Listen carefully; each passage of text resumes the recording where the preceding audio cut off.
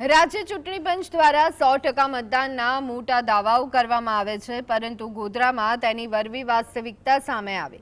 સ્થાનિક સ્વરાજની ચૂંટણીમાં ફરજ બજાવતી 100થી વધુ આંગણવાડી બહેનો પોતાના મતાધિકારથી વંચિત રહી જતા ભારે રોષ જોવા મળી રહ્યો છે। ચૂંટણી પ્રક્રિયામાં મહત્વની ભૂમિકા ભજવતી આ મહિલા કર્મચારીઓએ આક્ષેપ કર્યો છે કે તેઓએ ચૂંટણી અધિકારીને રૂબરૂ રજૂઆત કરી હોવા છતાં તેમને મતદાન કરવાની મંજૂરી આપવામાં આવી નહોતી। જે લોકો લોકશાહીનું કામ કરે છે તેઓ જ મતદાન ન કરી શકતા વહીવટી તંત્રની ગંભીર બેદરકારી છતી થઈ। આ મામલે જ્યારે મીડિયાએ સવાલ પૂછ્યા ત્યારે ચૂંટણી અધિકારીએ કેમેરા સામે બોલવાનું ટાળ્યું અને મૌન સેવી લીધું। આ ઘટનાને પગલે સરકારી તંત્રની પારદર્શિતા સામે અનેક સવાલો ઊભા થાય છે। આંગણવાડીની કાર્યકરો હતી, એમને અહીંયાથી અમને પટાવાળા તરીકે હુકમ કર્યો હતો। એટલે પટાવાળા તરીકે અમને હુકમ કર્યો એટલે ફરજ પર તો અમે તમામે બહેનો હાજર હતી, 143 જેટલી બહેનો હતી।